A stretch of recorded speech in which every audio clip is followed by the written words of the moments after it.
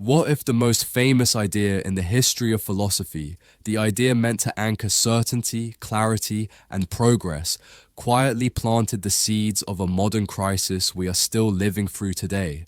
What if the phrase, "I think, therefore I am," while solving one of philosophy's greatest problems, created an even greater one for humanity itself? René Descartes believed he had found the unshakable foundation for knowledge, something so secure that all doubt, deception, and uncertainty could be swept aside.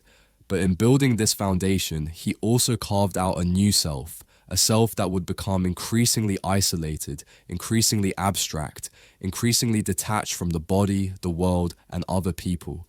A self that, in many ways, resembles the modern individual, self-aware yet lonely, connected yet disconnected, endlessly thinking yet rarely feeling at home in their own skin.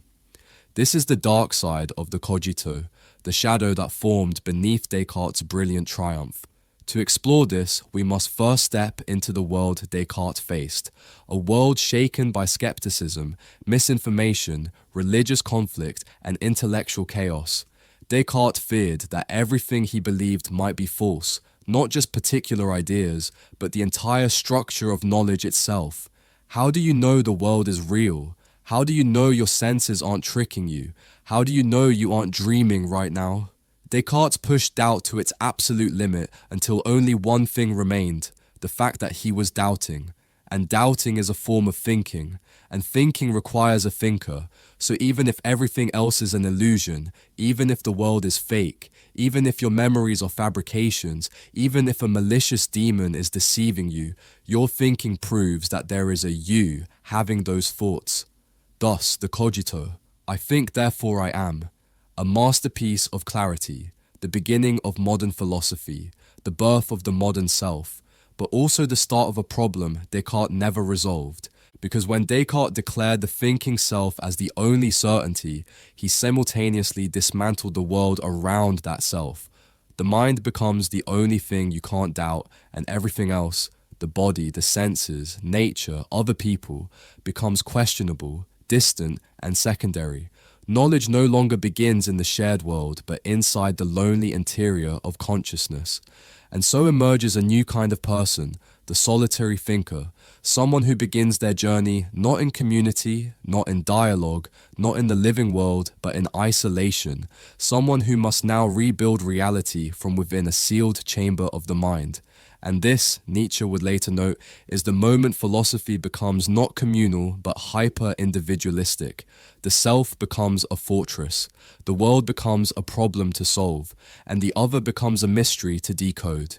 It's the philosophical birth of what many today feel. The sense of being a ghost in a machine, a consciousness trapped in the skull, unsure of how to connect with others, unsure of what is real, unsure of how to feel grounded in a world that increasingly feels abstract. Descartes solved the problem of certainty, but did he create the problem of loneliness? Did he cure skepticism only to introduce isolation?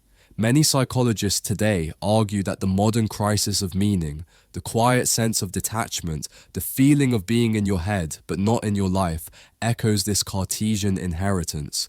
When you start from a place of radical separation, connection becomes something you have to prove instead of something you simply experience. Descartes won certainty, but at the cost of connection. And as we follow the unfolding of his project, the next shadow appears. The tyranny of reason. Descartes defines the self as a thinking thing, res cogitans, not a feeling thing, not an embodied thing, not an acting thing, a thinking thing. Rationality becomes the essence of the human being. Everything else, emotion, sensation, intuition, memory, imagination, becomes suspect, unreliable, inferior. The body becomes mere extended substance, a mechanical object, something the mind commands but does not truly belong to. And here begins one of Descartes' most enduring legacies, the split between mind and body. This dualism shaped centuries of philosophy, science, medicine, and culture. The body became something to discipline, to control, to suspect. Emotions became weaknesses, sensations became deceptions, intuition became childish. The wisdom of the body, so central to ancient thinkers like Aristotle or the Stoics, was pushed aside. Montaigne, whom you explored in your previous video, embraced his flaws, his instincts, his humanity. For Montaigne, to be human was to be a messy, breathing, feeling creature living in the world. But for Descartes, to be human was to rise above this animal nature. The ideal self was pure intellect, pure clarity, pure precision, a mind separated from its flesh. This elevation of reason above all else helped birth the scientific revolution. It gave us extraordinary tools to understand and shape the world, but it also contributed to a culture where people live in their heads, disconnected from their bodies, skeptical of their own emotions, and ashamed of their own vulnerability. Modern mental health stigma often traces back to this dualistic thinking. The idea that the mind should be able to conquer emotional suffering through sheer rational control. That sadness is irrational. That anxiety is a failure of discipline. That depression is simply a mental mistake. The Cartesian split whispers, if your mind is the real you, then your emotions must not be. And so countless people internalize the belief that feeling deeply is failing, that bodies are unreliable, and that the solution to suffering is to think harder. We end up living as Descartes imagined us, disembodied minds hovering behind our eyes, struggling to connect with the wisdom of our own physical selves. We become thinkers before we become beings. From here, the shadow spreads outward into the world itself.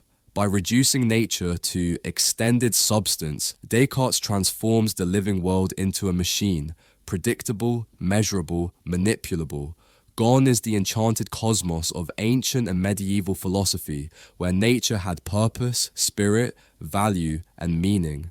In its place comes a universe of particles in motion, a universe to be calculated, a universe without intrinsic meaning. This was essential for modern science, but devastating for our relationship with the natural world. When nature becomes a mechanism, it becomes an object. Something to be exploited, controlled, optimized, extracted, and consumed. Descartes did not intend ecological destruction, but his mechanistic worldview paved the way for it. The forests become lumber, the oceans become resources, animals become biological machines. The earth becomes not a home, but a collection of objects, and we wonder why people today feel alienated from nature. Why touching grass feels therapeutic, why sunsets feel like a reminder of something we lost, why ecological anxiety is as philosophical as it is environmental. The disenchantment of the world began, in part, with Descartes' radical separation of mind from matter, and this raises a disturbing question.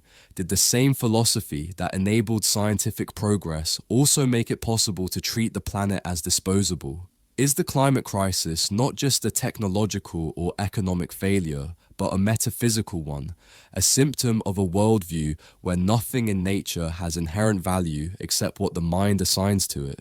But the darkest shadow of the Cogito emerges when Descartes tries to rebuild the world he doubted. After isolating the mind as the only certainty, Descartes must now prove that anything else exists. He must prove the body exists, prove nature exists, prove that other people exist. His solution is to use God as a guarantee of truth. A benevolent creator would not deceive us about the existence of an external world. But this argument, even in Descartes' time, was widely criticized. It seemed circular, it seemed forced, and for many philosophers it failed. If the Cogito destroys everything except the thinking self, then nothing short of a metaphysical miracle can put the world back together. And so, Descartes inadvertently created a new kind of trap, the self stuck inside its own mind. This problem haunts modern philosophy.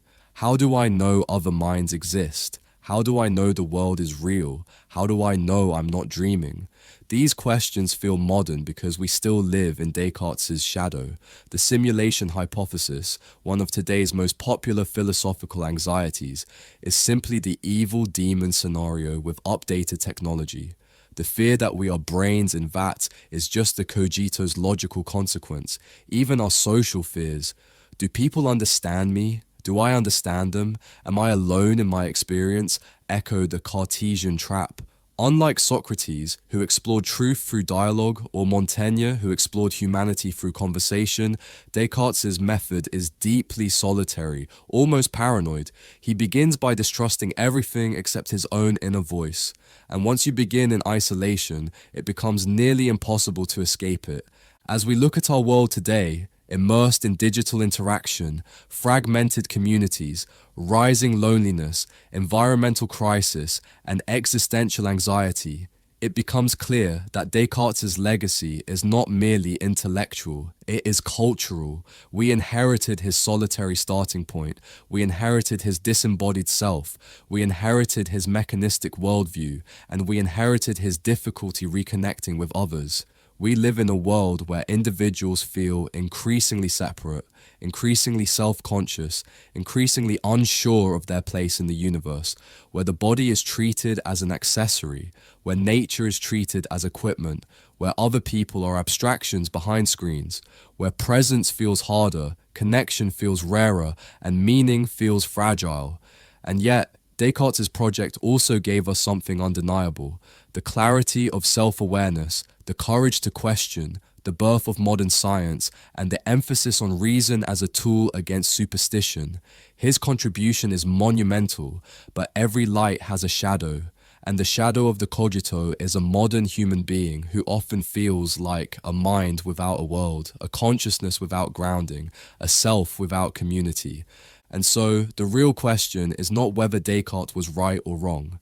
The real question is, are we still living inside the world he unintentionally created? And if so, how do we reclaim connection without losing the clarity he gave us? How do we rebuild a sense of belonging without abandoning critical thinking? How do we return to the body without surrendering the mind? How do we rediscover the world as something living, meaningful, and sacred, even as we continue to explore it scientifically? Perhaps the answer is not to reject the Cogito, but to complete it. To move from, I think, therefore I am, to I feel, therefore I belong, to I act, therefore I shape the world, to we connect, therefore we heal.